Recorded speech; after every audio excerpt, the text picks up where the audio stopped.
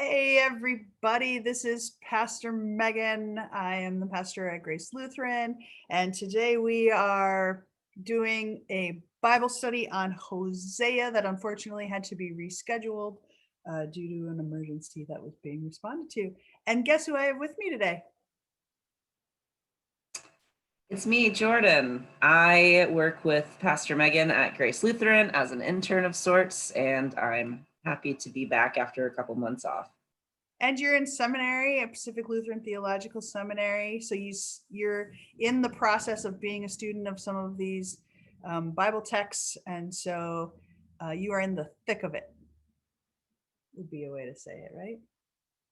All right. For those of you who are not familiar with the book of Hosea, the part of the reason that we're looking at all of the chapters of Hosea is number one, it's not so long that you can't read the whole thing as a full chapter in one sitting, but also because if you have ever wanted a way to talk about how God's love is changing, how it can expand, and if you've wanted language when in conversation with faithful people who really believe that every word in their particular translation of the Bible, if they believe it's a prescription for all future people to do exactly what is in this text, or if you've ever, I've done this before, but if you've ever had the desire when someone knocks on your front door to try to solicit you to convert you to love Jesus a different way, the book of Hosea is a real fun one to talk about because oftentimes those who have just this much training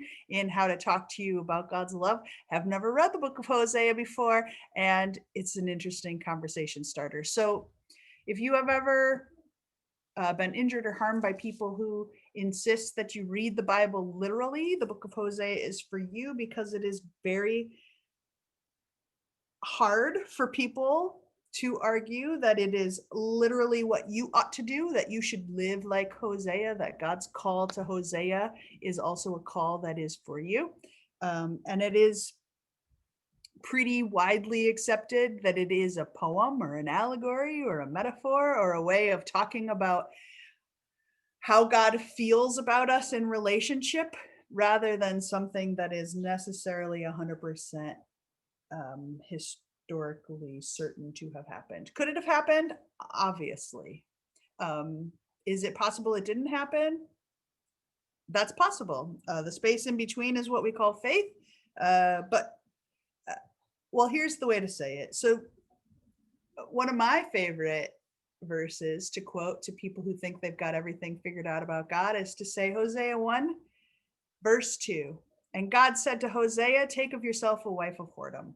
That's how this story starts. Because ancient readers, both of scripture and of all of the other texts that exist, and remember, most people were illiterate, so they weren't necessarily reading the text, so they were having stories told to them, maybe in public spaces. They liked the full gamma of genres. So, in the same way, some people like Twilight stories about hunky vampires that fall in love with people. There were people in ye olde biblical time who liked romance novels. There were people who liked very saucy romance novels, and there were some people who wanted it just toned down so that you could share it in front of kids. Right? There were some people who wanted the bloody story about what happened when people were warring against each other, and then there were parts that wanted it described as someone being swallowed by a whale. So there's lots of very diverse scripture, but know that some of the texts that were sexually explicit, even if they were sexually explicit using euphemisms generally about farming, planting, sowing, reaping, were some of the most popular. So some people say that Hosea was the most popular prophet in that era, which is strange to think that someone would be called to marry someone who is not in love with them and or faithful to them and remain in a really difficult love relationship for the purpose of explaining a lesson to the whole world, that person is going to be the most like popular. That's not our experience with politicians. That's not our experience with preachers. That's not our experience with people of faith. So it's an unusual story. People say that it was written in the 8th century.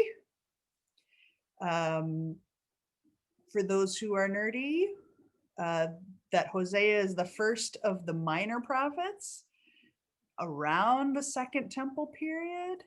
And but what I think is most important to know is that there's a lot of wordplay that happens in this story. Everyone's name means something else because it's a poem and it's a metaphor.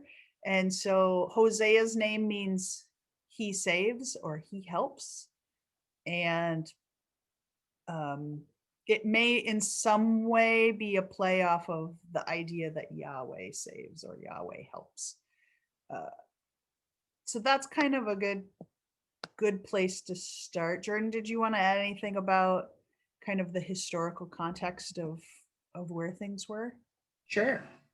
So like you said, this is around the decline of the Northern Kingdom. The Israelites are in this land that they have taken and conquered, the Canaanite land. And so Canaanite gods are kind of creeping into, and traditions are creeping into the Israelites' religious traditions and their way of life.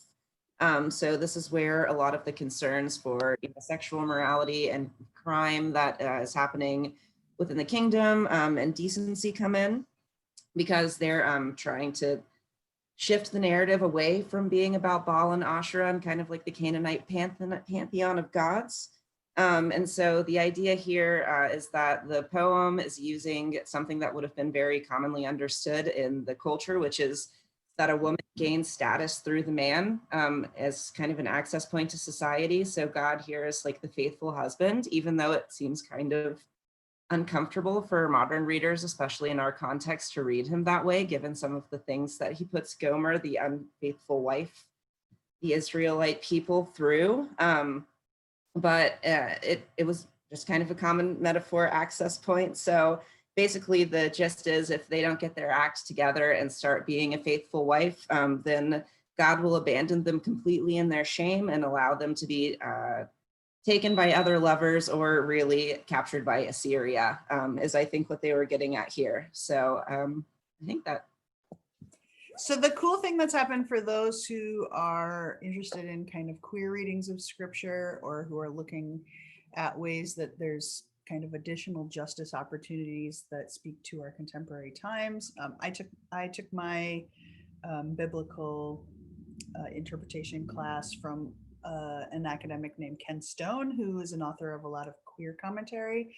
This is one of Ken Stone's books that have been edited, The Queer Commentary and the Bible, which kind of susses out some of the metaphors, some of the imagery, some of the ways in which queer content is there all along. And so, yes, this is a text where it says God doesn't want you to cheat on God with other gods. That's like, if it was a Legally Blonde version of this, it'd be like, oh, gross, cheating. But there is also a very cool thing that is happening here that is very hard to read if you have a biblical text that has worked hard to support people of all genders. So much of biblical language is written in, is translated in He language.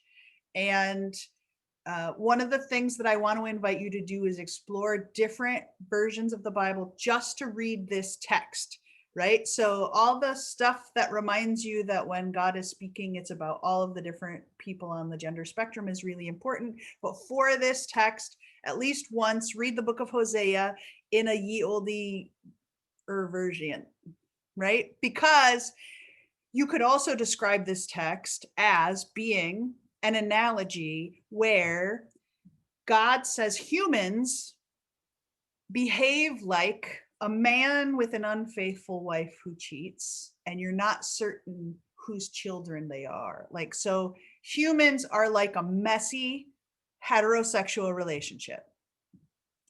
Godly marriage, on the other hand, as described in the book of Hosea, is a marriage between a very male God in the Hebrew gendering and the sons, plural, of Israel, right? So Heterosexual marriage is the analogy of how flawed and broken humans are. The holy ideal held up in the book of Hosea is a marriage between a male God and the male sons of Israel. Do we want that to be our only theology, our only lens? No. But it is fun to want to have an older translation than conservative folk. It's not very often we get to do that. And sometimes when reading transgender text, you have to step back from some of the translations that have been very helpful for feminist communities. That doesn't mean we throw the feminism away. It just means we take a pause to read through this lens for this one moment, remembering that all these ways of reading the scripture are valid and good and a part of a kaleidoscope that helps us see what God is up to. The names in this text, which, if you've got a student around, make them be the ones to butcher how the names are pronounced, right? Yeah, sorry, Jordan. The names in this text are very graphic. So if you're like, oh yeah, but it's a metaphor about how God is like, yeah, sure, maybe it's like God is married to the sons of Israel, but it's not sexual, Pastor Megan. Yeah, it is. It's like super sexual. The book of Hosea is like more upfront sexual than Daniel Steele, right?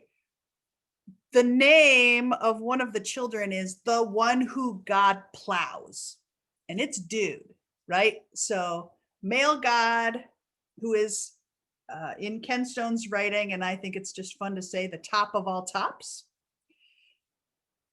plows the sons of Israel in the farming metaphor that is the exact farming metaphor that's used for what happens to the sex worker and when they have children.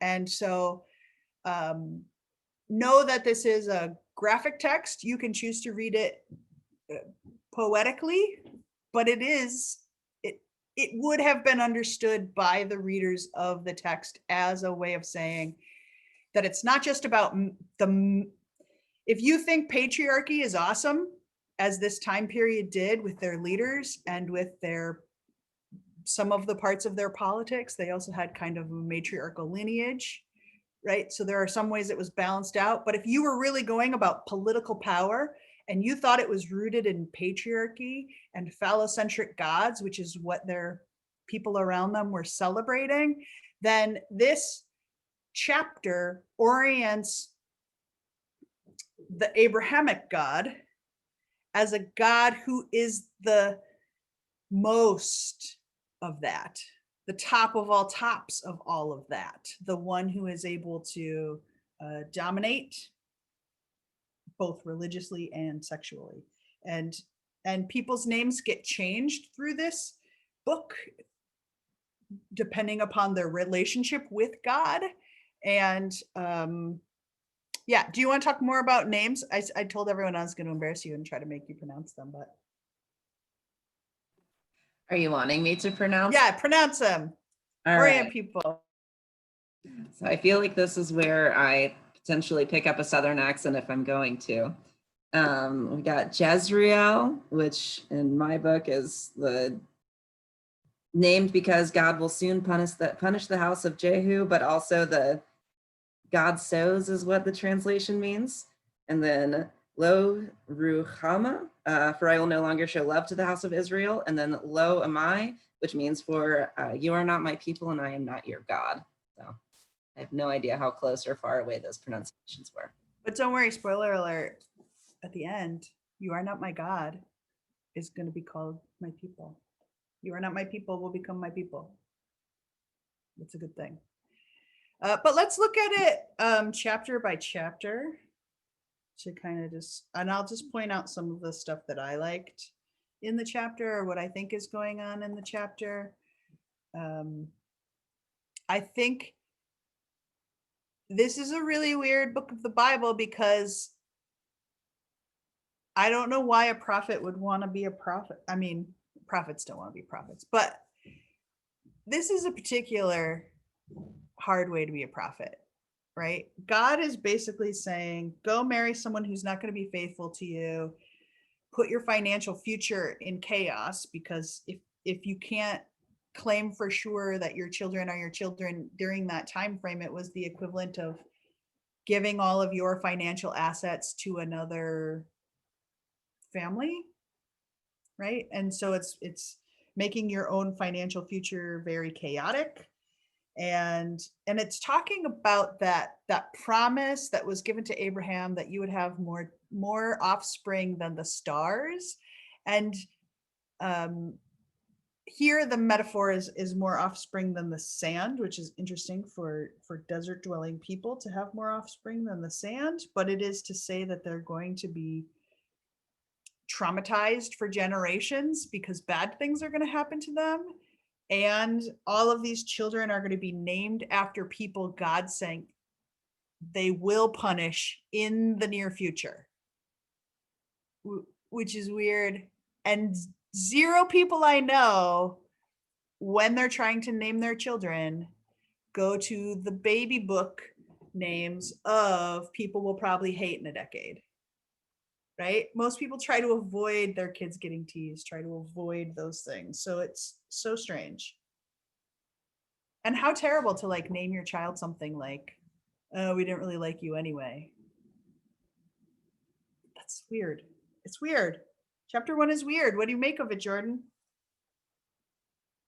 Yeah, I have a lot of pity for the kids, especially, I guess, who didn't ask to be born. They kind of seem like they're just caught up in all of this, because regardless of whether or not the wife is or isn't unfaithful, the byproducts of those relations are being punished. And that's kind of. It's true. I mean, it's true that trauma does affect people. It is true that this I'm sure that their parents fought, right? As a latchkey kid with divorced parents, I'm sure it was hard on them, regardless of having these names. But God came and said, your name ought to be, you are not my people. Yowzers. Like, what job do you get after that? Like, I'm sure they didn't fill out resumes back then, but if you did, can you imagine? You just, yeah. It's weird. It's a weird justice thing to punish the kids for what the parents did. So chapter 2 is when another even weirder thing happens emotionally. This is just screwing up children forever. The children are asked to plead for their mother to come home. So instead of Hosea being like, you're cheating, please come back, the children get sent to do that. It's like a bad after school special. God will punish the children for the acts of the mother. She shall pursue her lovers, but not overtake them. And she shall seek them, but not find them. Then she shall say, I will go and return to my first husband, for it was better with me than now. So she's going to come back not because she loves Hosea. She's going to come back because her circumstances have gotten crappy. And I also think that there's, even if the time periods don't sync up, but for me, the comparison of the difference between the relationship between Ruth and Naomi being good and kind to each other, saying, where you go, I will go, where you trod, I will trod, your people will be my people, which is, I think, a reference to the not my people bits, that the storytellers, if it didn't morph over time, I think there are references to each other, but the interestingness of, again, that being a story where same-sex attraction is where people get it right, and this strange heterosexual relationship. Part of the reason that talking about this is important is because if you have spent more of your time in Bible study wondering if anyone could possibly love queer people, but you've never spent any time in Bible study wondering if God could possibly love straight people, a book like Hosea, if you are not someone who has spent most of your life engaging with the Bible to try to convince yourself that you could be in there, I think every heterosexual person should have to have at least 10 minutes of their life where they experience what might be 90% of my Bible study life, which is wondering if you can justify and find yourself in there. So if you have not had that opportunity, and you are someone for whom your sexuality, your marriage is not questioned, it's not something you've ever had to like lobby for or have judges decide if you exist and are good enough, read the book of Hosea and ask yourself if heterosexual straight relationships could ever be loved by God based on how this story goes. Not because I think it's true. I think the good news is that everyone is named and claimed and loved by God, but let yourself develop your empathy for people who have spent most of their Bible study life not ever having that experience. And so I think don't let yourself out of you're supposed to feel really uncomfortable reading this text or hearing this text because it's really smutty and it's telling you that up is down and down is up. Right? So there you go. I mean, the goal is for you to say monotheism is the best, and that if you just embrace monotheism, you can have peace and an end to all wars. It's like a couple thousand years later, we still haven't found that moment without peace and with an end to wars. And so I think we just have to wonder what that means. There's some nice stuff in here that reminds us of the Psalms about lying down with God. It's going to be great. Don't worry. I mean, chapter 2 tells you the answer. On that day I will answer, says the Lord. I will answer the heavens, and they shall answer the earth, and the earth shall answer the grain, the wine, and the oil, and they shall answer Jezreel. Really, remember the one. And I will sow him, I will plow him for myself in the land, and I will have pity on Lo Ruhamah. And I will say to Lo Ammi, you are my people. And he shall say, you are my God. So things will change. It will be fine, but not yet. Not yet. So were you uncomfortable reading this text? Were you uncomfortable that God was willing to do such gnarly things to people and let it happen for a long time and kids who didn't deserve it?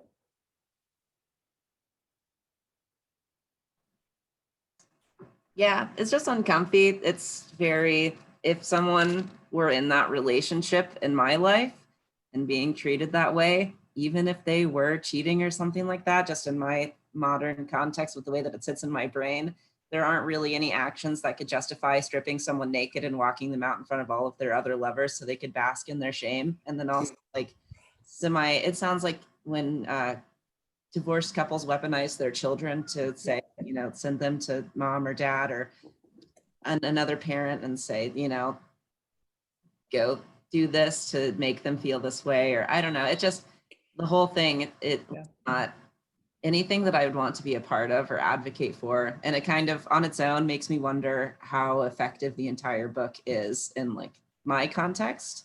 Not to say that it's not powerful or important in other contexts, but I just wonder, how can you get past that? Because I don't want to, I know that people read this literally. So what do you do with that knowledge? Yep. Well, and I think texts like this, I think there is a misunderstanding that some people who read the Bible and say that a particular group of people need to turn or burn or need to change their ways or God can't love them. I think there is a misunderstanding. People believe that that is hateful activity when the people who are saying those things truly and deeply to their core believe that they are being loving. And so I don't think I think we have allowed the argument and the debate to center around, well, what's hate? And I think it would be better if we always centered the conversation around, well, what's love? Right? Because if love is patient, if love is kind, I think if we are following in the footsteps of King David, who wrote the Psalms, or if we're following in the footsteps of Isaiah, we get to name, if God did this on purpose to children, if God did this on purpose to Hosea, if God did this on purpose to Job, right? Because it's a very Job kind of story. God was wrong. And in a faith where God's going to love you no matter what, we can say that. In faiths where they read the Bible literally, you're not allowed to say that God is wrong. And so you have to change. You have to figure out why cruelty is kindness in a godly way. And that's where I think that that definition of love gets altered and just so very flawed, so very sad. So much of this chapter 2 of Hosea reminds me of people who were so cruel within my lifetime to people who were divorced. I remember in the 80s, the congregation that I was at, because they learned their pastor had been divorced in a previous relationship, drove that person out in hateful language ways. They loved that person's current spouse, but because that person, they learned, because it was back when you didn't talk about it. You didn't talk about being divorced. You changed your name back to what your maiden name was if you got divorced, and you kind of maybe pretended that chapter of your life didn't happen, even if you have kids. And if you got remarried, you might have lived in the world in a way where people just didn't talk about that it was a step parent. And so language about step parents was brand new when I was young. And people were like, we can't use pronouns like these. We can't use words.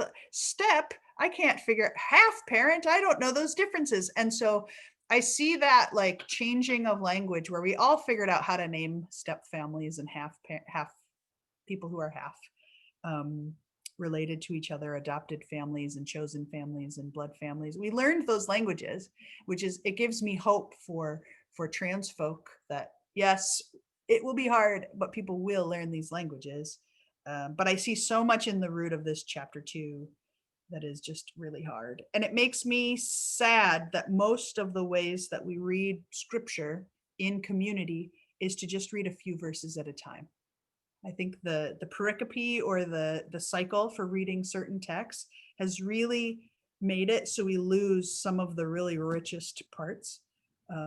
I've never seen the book of Hosea read in church on purpose in the pericope cycle. I think I've probably quoted it before, but because it's rather smutty and it needs a lot of context. And so I'm grateful that people are reading it in the whole, if they're reading it at all. But I fear that if we don't have conversations about how abusive, spiritually abusive chapters like this have been applied in the world, think about how mean we've been to Mary Magdalene over history, because she was believed to be like Gomer, a woman who was not faithful. The woman at the well is a good experience of that, who had had several husbands and was treated unkindly. And so I just, there's so much pain in here. And it doesn't get easier soon. Chapter 3 doesn't resolve that. It's a very short chapter. It's basically just one paragraph. And this section has been used to condemn sensuality and sexuality and joy in the body. And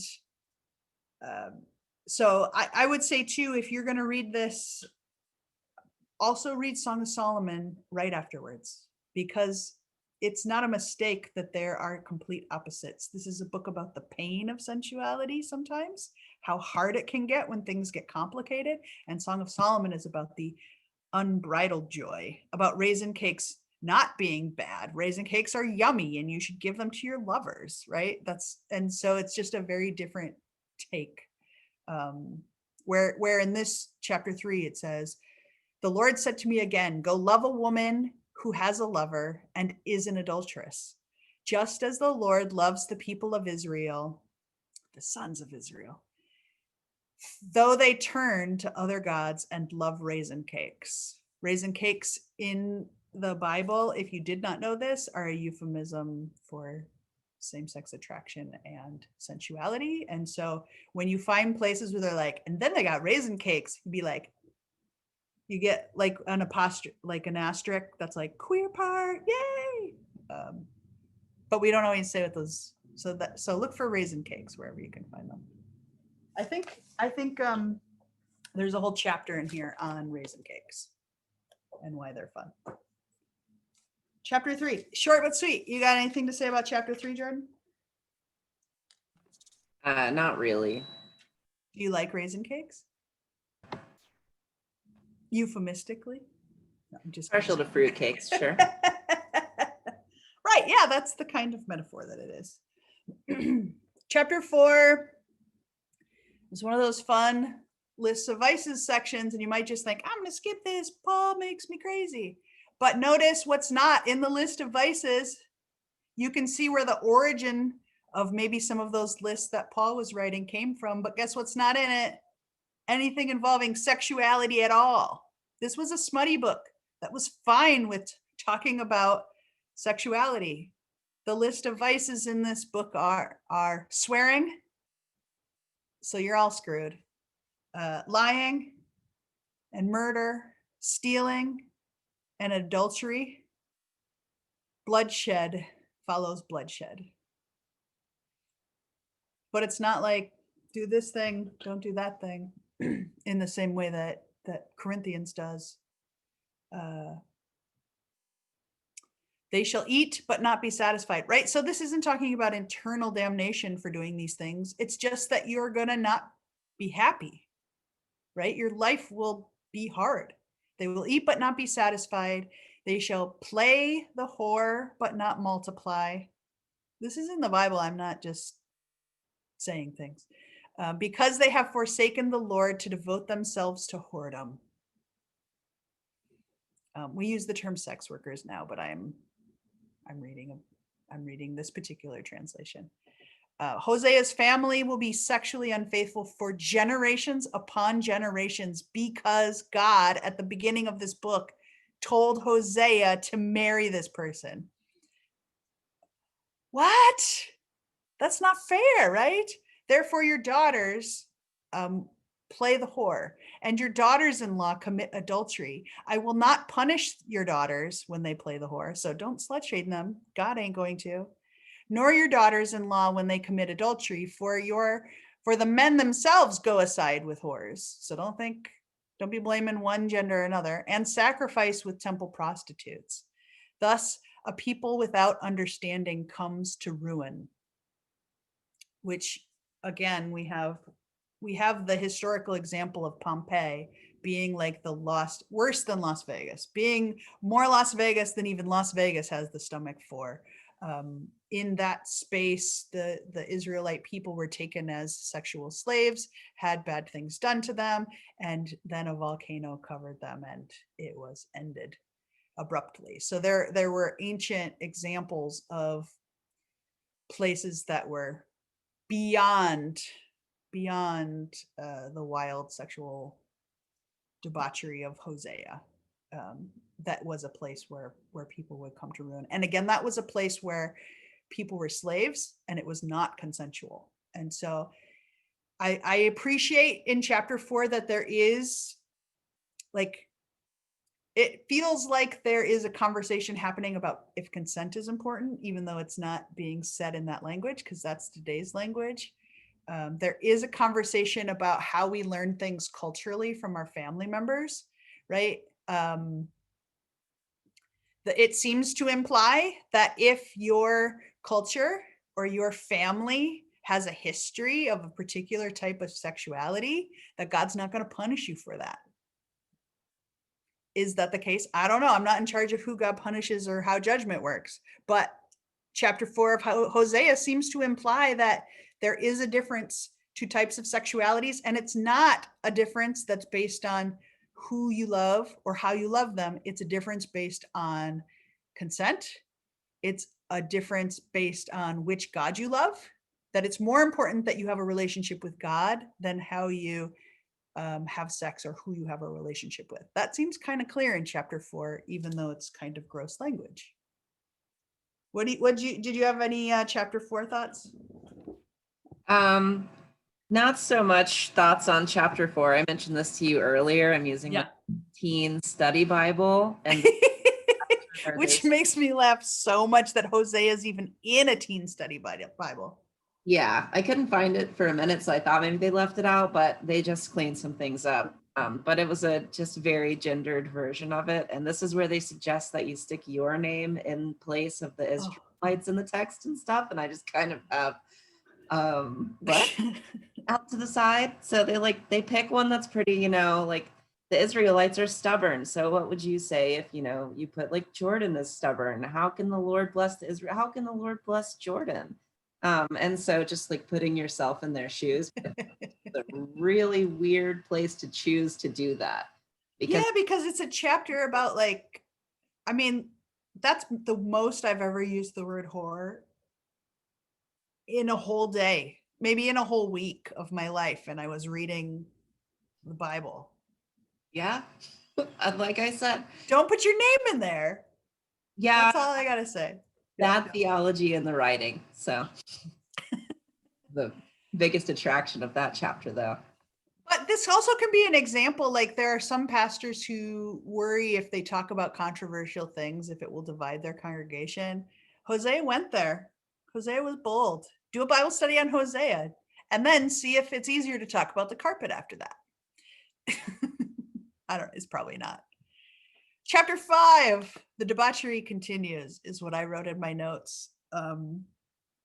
I kind of like the old-timey language that I'm reading in these because so often it's when I'm singing like old Christmas carols where it's like, hearken, hearken, said the angel, right? But here it's like, hearken, O house of the king, for your judgment pertains to you, for you have been the snare of Mizpah, right? Like it's like using all this language I usually reserve for Christmas to debauchery.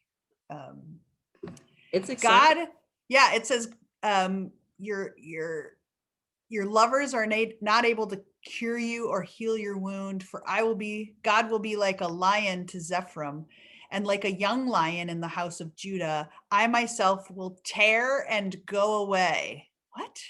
I will carry off and no one shall rescue. I will return again to my place until they acknowledge their guilt and they seek my face. In their distress, they will beg my favor. That sucks. Right? God, it's like the equivalent of, for me, it's like when I'm parenting and my kids are making an incredibly an interesting choice. In the Midwest, we say interesting. Is there a word in the South for that? Where someone will say, what did you think? And we'll say, well, that was an interesting choice, which means I'm not saying it was bad, but I'm thinking it was bad. And it might mean something tastes funny and I'm never going to try it again. But so when my kids are making an interesting choice, and I know there's going to be good natural consequences where like a tent falls down and they're going to get injured, but not so injured. They like need a Band-Aid, right? And they're going to learn more from the tent falling on them than if I say, build the tent this way because otherwise it'll fall on you. And so sometimes as a parent, you just like take a look and you know that if you go into the room, it's going to be a big fight.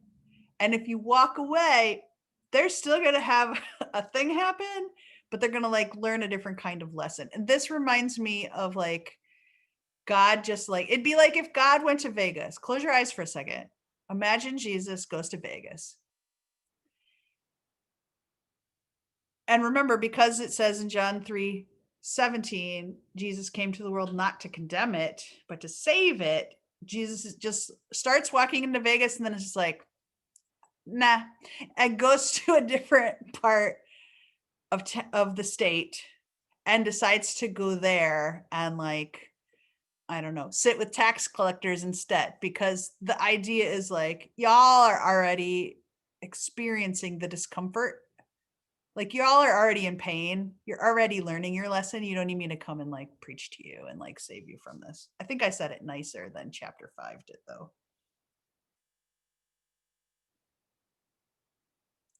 Come on. When else are you going to be able to quote the Bible saying, the spirit of harlotry is within them and they know not the Lord? Someone embroider that. Will someone embroider that and hang it on the wall? Because that would be a good one.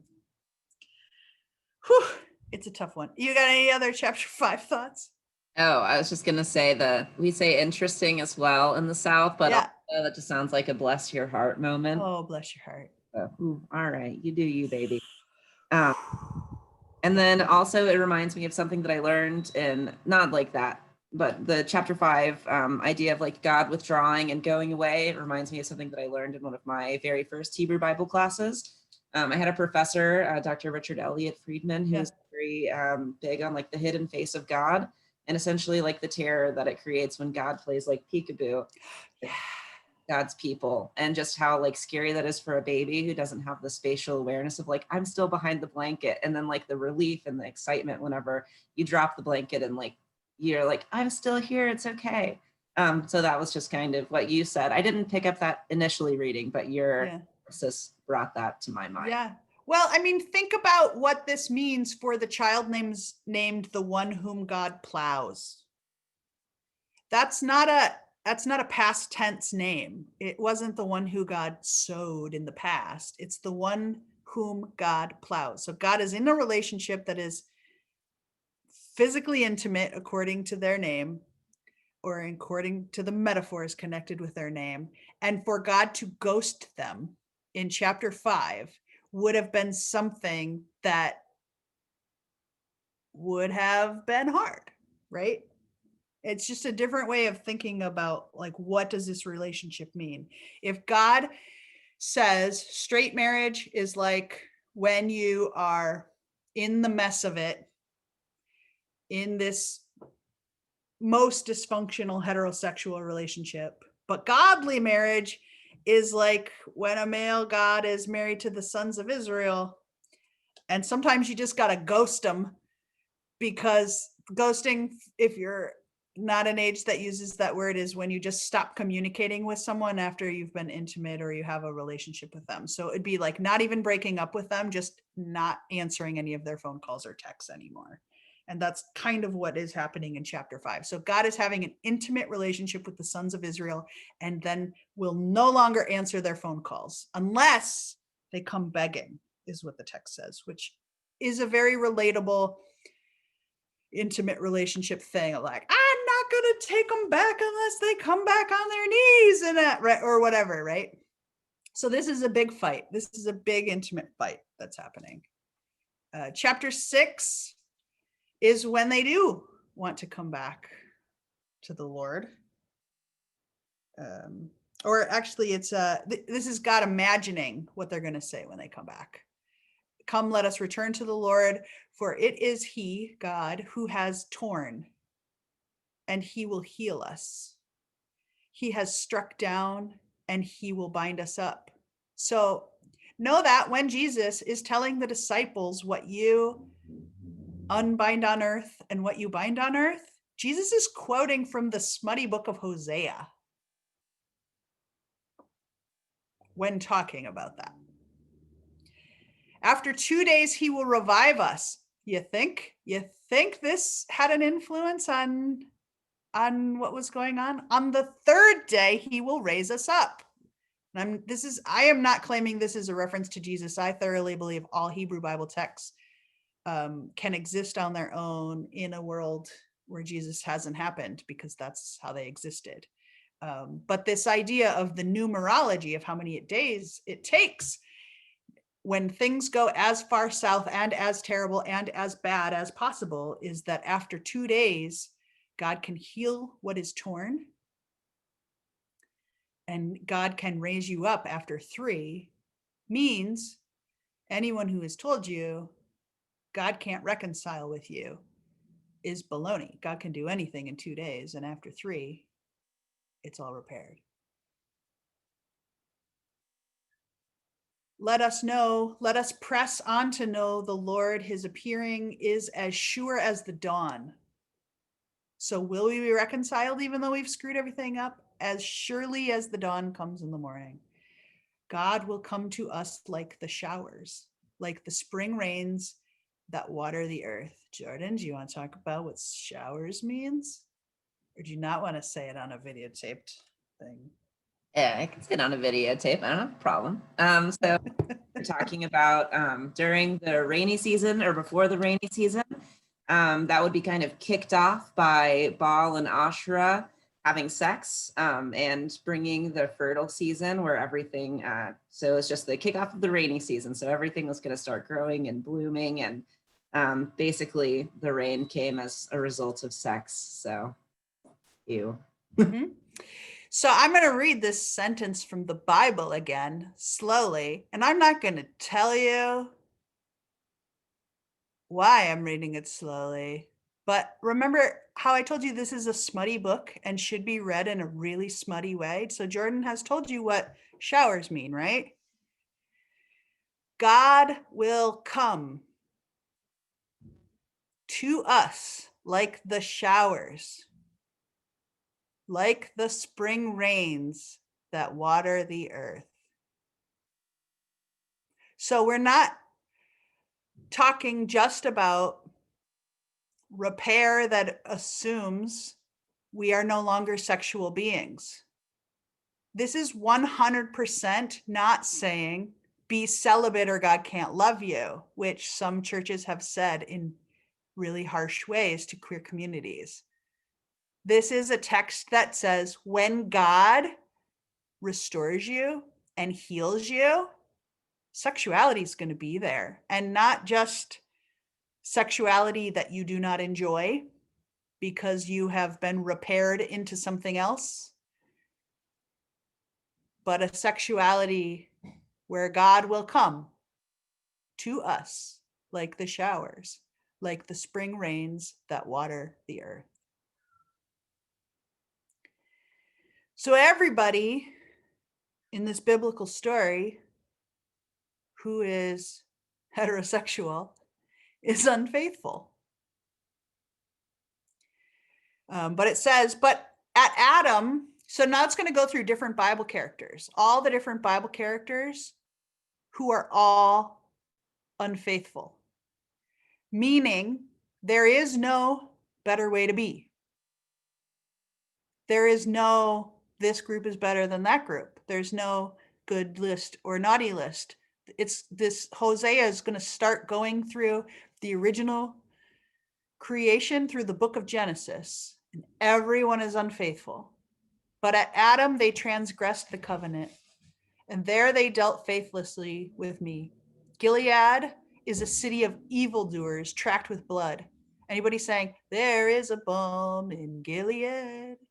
How come the verse isn't in there? Gilead is a city of evildoers tracked with blood. It's not in there. As robbers lie in wait for someone, so the priests are banded together, right? The priests are terrible, like robbers. They murder on the road to Shechem. Yes, the priests murder on the road to Shechem. In the house of Israel, I have seen a horrible thing. Ephraim's whoredom is there. Israel is defiled. Now, how is Israel defiled?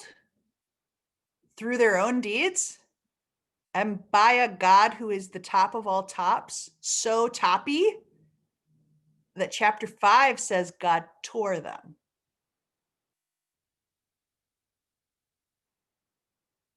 I'm not going to explain it, but Jordan made the face. That's what it means. This is a really smutty text. If it is read literally, it is really queer. If it is a metaphor, it is still strange, still very sexual, still in the Bible, still never going to be read in Sunday at your church service. Chapter 6. Is that how you read it? Is that what you saw in there, Jordan? Did you read in there?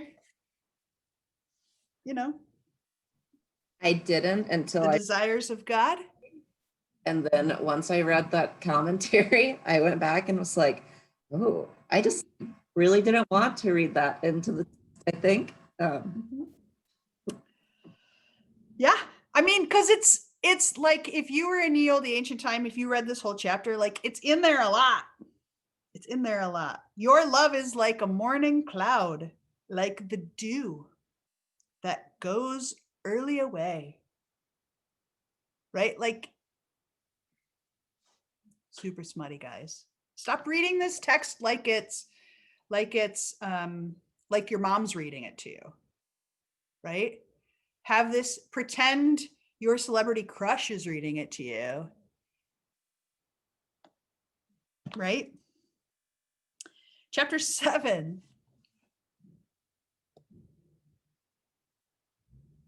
Ephraim mixes himself with people. Ephraim is revealed by wicked deeds. Ephraim, it turns out, is a cake that does not rise. So unleavened bread is the sign of the people God is speaking about in this book. Unleavened bread being a very important part of some of the most faithful, most sacred times in Jewish tradition. You'll know that this text applies to you if you are someone who gets gray hair. That's what it says in chapter 7. Israel's pride returns. They do not return to the Lord their God or seek him for all this. Ephraim has become like a dove, silly and without sense. They turn to that which does not profit. They have become like a defective bow. Their officials shall fall on the sword because of the rage of their tongue, so much of their babbling in the land of Egypt. So this section is alluding to the book of Genesis. Remember, after the Noah's flood, the bow gets hung into the earth and God will not bring it anymore. They have become like a defective bow. The officials will fall on the sword because of the rage of their tongue. You remember when they tried to climb up a tower? Wait, what was that called? Oh, wait, the next line tells us. So much for their babbling in the land of Egypt. Right? So this continues that history that everyone is screwed up. And it says that we are those people of God. Chapter 8 is going to go there too. But Jordan, do you have any thoughts about chapter 7 you want to do before I keep sprinting along? So chapter 8, the trumpet's going to go to your lips. Remember that part? You ever do that in Sunday school? The walls are da da da da da da da da da. So set the trumpet to your lips. Right? It's alluding to all these stories you would have known because they have broken the covenant and transgressed my law. Israel cries, my God, we Israel know you. Israel has spurned the good and the enemy shall pursue him. So this is a narrative set in a place where you know which gods are real because their people win wars.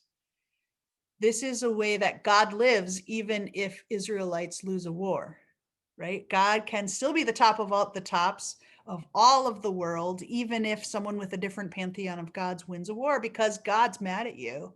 And so that's why sometimes you lose the war. God is so mad that God wants people to become slaves again, which is what is implied when it talks about punishing people by having them want to return to Egypt. Though they offer choice sacrifices, though they eat fish, the Lord does not accept them. Now God will remember their iniquity and punish their sins. They shall return to Egypt. Slavery is wrong. No one should return to it, wanted or not wanted. God does not want people to be slaves. This was a a political description in a very different time of people who were trying to hold on to their faith after their temple had been destroyed, knowing that they were going to be destroyed again. This is their tiny way of grasping onto hope, but I hope that people won't take this as an excuse for contemporary anti-Semitism or to contemporary white supremacy or any sort of narratives about slavery that is anything other than that slavery is wrong. Quick, Jordan, you should pop on and agree that slavery is wrong so people can hear it if they don't see your face. I was thoroughly nodding, but slavery is indeed very wrong. Do not condone that here. Some people just listen. I thought, be on the record for that. Happy to go on the record as anti-slavery. Do you have any other chapter 8 thoughts before I skip to chapter 9? Because it's kind of the same tirade, kind of just flowing into each other. Yeah, just kind of a continuation. Just interesting that there's at this point been a fair amount of waffling, I feel, on, the author or whoever we would like to attribute to his part. So that's interesting to me. Chapter 9 is God saying, and if you win the war, still doesn't mean I'm happy with you. Don't rejoice. Do not exult as other nations do, for you have played the whore, departing from your God. You have loved a prostitute's pay on all threshing floors. So apparently God wants us all to wear a scarlet letter, according to chapter 9. But this is a particular part of the love story where God is real mad. Punishment is coming. And I've done fair amount of time in community gardens. And if you have not been around nettles, I will tell you, nettles is a plant that looks really benign. If you don't know what it is, it just looks like it could be a weed. But if you put it in your tea, it is a very powerful herb that will help you settle your stomach. So this is something that takes anxiety away. So God is going to reference nettles in this. I want to say this for other gardeners. If you accidentally even get near a nettle, like close enough for it to barely brush your skin, it will feel like you were like electrocuted. Nettles sting your hand for a long period of time. So you have to wear like special gloves in order to harvest the nettles. So it takes your stress and anxiety away. But these are not people who had rubber gloves, right? These are people who had to harvest nettles for fancy people's tea to take their stress away, but bear all the pain of harvesting them. And so this for me is a really strong, like I've seen a lot of scorned lovers who have said things that maybe they regretted later, but this is like a pricelessly poetic one. Nettles shall possess their precious things of silver, thorns shall be in their tents.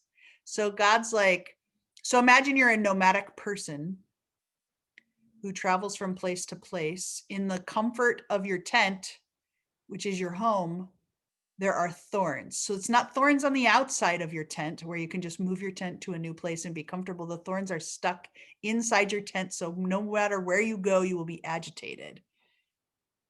And all the things that will decrease your stress will actually injure you before you can utilize them. More people in there, I'm mad at you for cheating notes, should say things about nettles and thorns and tents, but we're a much less poetic society, I think. You got any other chapter 9 thoughts, Jordan? Not really, just kind of bad for the kids again, the bringing the children out to the child slayer, or the children out to the slayer, and then I hated them because of their sinful deeds, and even if they bear children, I will slay their cherished offspring. So like I totally get coming for the parents, but also I don't know, even if they bear children, I will slay. Shouldn't view kids as innocent, but I just feel like they're innocent folks who are just caught up in some rough shit or things. Sorry. Yeah. Yeah, it's an interesting, it's just a real grumpy text. God is grumpy, the people in it are grumpy, everything they're going through is terrible, and all the language is smutty, right? So it's like being really honest that sexuality is messy, that it's not, this is not a like Gwyneth Paltrow rom-com. This is like, it's like when after a divorce, your mom sits you down and tells you the truth about what marriage is like. Like that's the book of Hosea, right? Well, But sex is power yeah, also. And yeah, it's, well, it doesn't have to be, but it's, you know, a very, yeah. it can be used to exert power over somebody. And that's just a reality that, even though I don't like reading this, is still very present within our context today. And I think that's what makes me even more uncomfortable with all of Yep. this. You So, can always, you can tell, in chapter 10, there's metaphors that you'll find in lots of different parts of scripture. And it's whether or not, so God will always say that we are like grapes on a vine. And you can tell how mad God is by whether or not the grapes produce sour fruit or bad fruit or whatever we are. Jesus transforms and is like, we're the wineskins, not the grapes. It's not our fault if we're sour, right? Like, so Jesus makes this metaphor more fun, but it's like Israel is a luxuriant vine that yields its fruit. The more fruit, the more his fruit increased, the more altars he built. As his country improved, he improved his pillars. Their heart is false. Now they must bear their guilt. The Lord will break down their altars and destroy their pillars. Right? So this is again saying God loves you even if Israel isn't safe, which thank goodness, because Israel still isn't, not a peaceful place now. Um, I don't think God smiles when that happens, but this is a text that's from a very different time. But fruitfulness of your, so the more comfortable you are, maybe God thinks things kind of produce vanity. Sow for yourselves righteousness, reap steadfast love, right? Remember again that this is sexual metaphors for what righteousness is and what reaping love is. Break up your fallow ground. Fallow ground is untilled ground. So I don't have any stake in the chastity game, the like the conversation of teenagers who decide to like have faithful reasons for their virginity conversations. I don't have a stake planted one way or another. I'm grateful that people are talking about their faith. I'm glad that people are being intentional and consensual about their sexual relationship. But I think it would be, my guess is that those for whom pureness codes or chastity codes is important probably never read this verse. Sow for yourself righteousness, reap steadfast love, break up your fallow ground. This is God saying in a very sensual book of the Bible, don't have virgin soil. So I translate this to the equivalent of like, love sucks and it's hard, but try anyway. For it is time to seek God, that God may come and rain righteousness upon you. Remember, rain. You have plowed wickedness, you have reaped injustice, you have eaten the fruit of lies because you have trusted in your power and in the multitude of your warriors. Therefore, the tumult of war shall rise against your people, and all your fortresses shall be destroyed. So it's funny to read that this Monday before Reformation Sunday, where a lot of people are going to sing A Mighty Fortress. But I think it's true. Like when we're honest, love is hard. Love shatters us sometimes. It puts us back together with scotch tape when we need duct tape sometimes. It can be healing. It can be beautiful. It can be a rom-com. But in this text, it can also destroy you. Try anyway. Sow righteousness and love and break up your fallow ground. But I don't know. This is like the "Are you there, God? It's me, Margaret" version rather than the like. Do you know what I mean? It's messy. I feel like teenagers in the book of Hosea get pimples. Whereas in some, like Saved by the Bell, if they got a pimple, it would be like a whole episode, which was crazy. Pimples happen all the time when you're a teenager. It's not just a thing that happens on a special pimple episode. I don't know. I'm going adrift, Jordan. Do you have anything you want to say about chapter 10? No, that one was a weird one Yeah. for me, I think. Or not a weird one, just I don't know, that one seemed kind of like wandering in the midst of more driven chapters, I guess. Not that it didn't have a point or anything, it felt different, you know. So my personal wandering also thematic. Exactly. Yes. So very That was on. very kind of you. So the Assyrians were kind of a grumpy group of people, kind of a brutal people. And here it's going to say that God agreed with them conquering Israel, right? They shall return to the land of Egypt, and Assyria shall be their king, because they have refused to turn to me. They shall go after the Lord, who roars like a lion. When he roars, his children shall come trembling from the west. They shall come trembling like birds from Egypt, and like doves from the land of Assyria, and I will return them to their homes, says the Lord. Swords raging, and God's excited. Not my favorite. But I think it is cool. God acknowledges that God's heart changes within them, which I love anytime there's like that written out.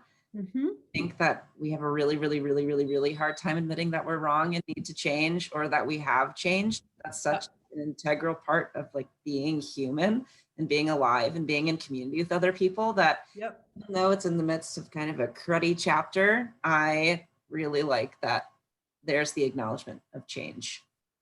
And I would say too that because like marriage is the metaphor that goes through this, that this like God's mad at you, but God's like still married to you when this is happening in chapter 11. I led them with the cords of compassion, with the bands of love, right? With marriage wedding bands. And I became to them as one who eases the yoke on their jaws. And I bent down to them and fed them. So I guess it's sort of this is, I gotta say, it sounds like an abusive relationship. I like God, but this isn't an ideal marriage, everybody. Don't replicate this, please. Don't read this literally. Chapter 12, again, is going back to that history of disobeying God. The Lord has an indictment against Judah and will punish Jacob. Jacob deserved it, though. Jacob was some swear words. And will punish Jacob according to his ways and repay him according to his deeds. Good, I think. In the womb, he tried to supplant his brother, and in his manhood, he strove with God. He strove with the angel and prevailed. He wept and sought God's favor. So physical wrestling, physicality with God is how we transform from being the worst, which Jacob was the worst, to becoming someone whom God loves. So there's a physical, aggressive altercation. And for Jacob, it makes Jacob walk funny for the rest of his life. And we think of that as being at the hip. So the place where Jacob has a physical encounter with God is around the area of his hip. So again, it's in there. Chapter 13 makes it again, brings it back again to this like, don't be kissing other gods. Don't be kissing calves, baby cows. Again, brings back the metaphor of, therefore they shall be like the morning mist, or like the dew that goes away early. Remember we heard that earlier, like the chaff that swirls from the threshing floor, or like the smoke from the window.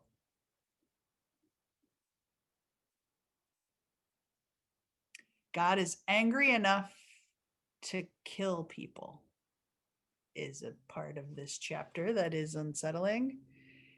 I guess hooray that it was only Jesus in the next section, but God is angry enough to kill people.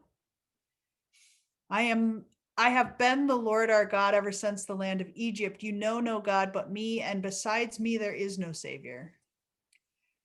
It was I who fed you in the wilderness, in the land of drought. When I fed them, they were satisfied. They were satisfied, and their heart was proud. Therefore, they forgot me. When I fed them, they were satisfied. They were satisfied, and their heart was proud. Therefore, they forgot me. So when God's good to us, we're unfaithful? That stinks. So I will become like a lion to them, like a leopard. I will lurk beside the way. I will fall upon them like a bear robbed of her cubs, and tear open the covering of her heart. And I will devour them like a lion, as a wild animal would mangle them. I will destroy you, Israel. Who can help you? Anybody want to embroider that? Hang it on their wall, right? Can you imagine if this was a Christmas Carol verse? Can you imagine if this was read at a wedding? When you're nice to each other, you will forget each other. So instead, devour each other like wild animals and mangle each other. What? No, this is a bad idea for a literal way to try to model being a relationship. This is an abusive relationship. It's a poem. God's not really going to eat your heart. God's going to open your heart and transform you so you think about things and so you're oriented with God. Shall I ransom them from the power of Sheol, which was the garbage heap? Shall I redeem them from death? O death, where are your plagues? O Sheol, where is your destruction? Compassion is hidden from my eyes, although he may flourish among rushes. Right? Remember, baby Noah? Although he may flourish among the rushes, the east wind shall come, blast from the Lord, rising from the wilderness, and his fountain shall dry up. Remember Moses and the water from the rock? His spring shall be parched. I shall strip his treasury. Did you know that the place where Moses strikes the rock and the water comes is Petra, near Petra, the great treasury, the bank that is the oasis where people stop in the 4 days trip of their desert? I shall strip his treasury of every precious thing. Samaria shall bear her guilt. Boy, if God's mad forever, then Samaritans never are going to be reconciled with God. Stay tuned, right? Because she rebelled against her God, they shall fall by the sword.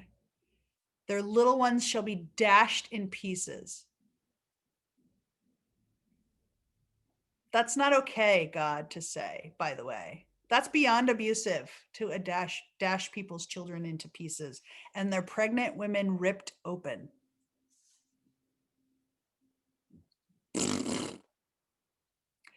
When Jesus says the Samaritans are my people, it's a big ass deal, right?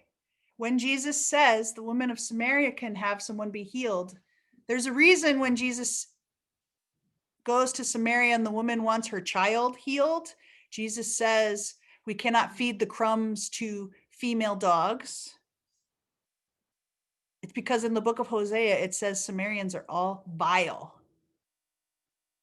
When she wants her child healed, she wants Jesus to reverse this section. Where it's okay for children to be dashed to pieces if they are Samaritan. So Jesus healing the children of a Samaritan is a big reversal of a group of people God's so angry with that God is willing to be beyond abusive, to encourage genocide of children. So remember, when you read the Christmas story and you hear about the people looking for children to kill and you think they're terrible, God's that kind of person in the book of Hosea. is the only thing I can say to that.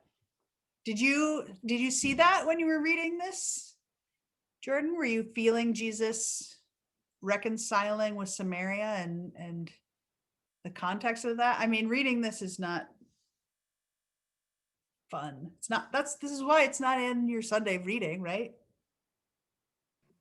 Yeah, I didn't read so much Jesus stuff. I was struck by and I highlighted the only verse actually that well, I mean, I guess I picked up a couple in the abusive relationship thread, but the like a bear robbed of her cubs stood out to me because Mhm. spend so much time like building up this masculine, like top of all tops, the toppest top to ever top God. Yeah. And like maleness is good here. And so it was interesting to me that even though it was really violent and it wasn't necessarily a positive thing, that God would compare God's self to being a bear robbed of her cubs. Yeah, that's really important. Yeah, and just because my mom always used to say, mama bear's coming. And that was warning to all who stood in her path. So, oh, that's so cute. That's my Papa Bear mug. Aw, that's adorable. But yeah, so like just the willingness to gender that in the midst of all of this was interesting, was more interesting to me, I guess, than the not more interesting than the Jesus thing. I just didn't read the Jesus thing into it, honestly. Well, I like the idea of it talking about God being like Mama Bear losing their cubs, because what the hell does that mean then, that God understands that pain and then encourages it for the Samaritans? Because that's followed by, the little ones will be dashed on the ground and the pregnant woman will be ripped open. So it's kind of Ugh. thing like, I'm like a mom, but also not. Well, and Jesus quotes this stuff, right? Jesus talks about it'd be better to have someone who causes one to stumble to be dashed and thrown into the deepest sea, right? Jesus in the Gospel of Matthew is quoting Hosea to other people being like, meh, you're going to be crushed because God's super pissed. Like, I don't know, angry Jesus with whips and overturning tables is a Hosea kind of dude, right? Like, it's tough stuff. And chapter 13, which is like so hard and is talking about genocide, is like the chapter before the last one. So it's not like reconciliation is coming that's going to make it all better, that all this terrible language happened throughout the text. Chapter 14, forgiveness, it says, will be given. What is interesting to me is that it's future tense. I will heal them in the future, which is very different than other parts of scripture where the texts are like, then I saved you, then I forgave you. Like, none of it is in the present tense. So we had all of these descriptions of people who were terrible in the past tense. And I think that's really important to note. Most of the text that was about bad things people were doing was in the past tense. Chapter 13, when it's talking about all the bad things that are going to happen to the Samaritans, is in the future tense. But when it comes to Israel, the future tense is when reconciliation happens, which I guess gives us the opportunity to be hopeful that no matter at what time and place we're reading this, there is a future tense in which God can like love us and name us and claim us and be with us. Take away all guilt, accept that which is good, and we offer the fruit of our lips. Assyria shall not save us. We will not ride upon horses. We will say no more, our God, to the work of our hands. That's a little too close to God's work, our hands. Right? We will say no more, our God, to the work of our hands. In you, the orphan finds mercy. I will heal their disloyalty. I will love them freely, for my anger has turned from them. I will be like the dew. Remember, so it's coming again. I didn't mean to use the word coming, but it's repeated again. It's repeated again. I am like the dew to Israel. He shall blossom like the lily, lily being the fertility flower. He shall strike root like the forests of Lebanon. The forests of Lebanon had some of the what were thought to be the most expensive, hardest wood. His shoots shall spread out, meaning the fertility and love of God in the future tense is as diverse as the fertility of someone who is not faithful, right? Is this mirroring that the way God is going to love people in the future is as spread out?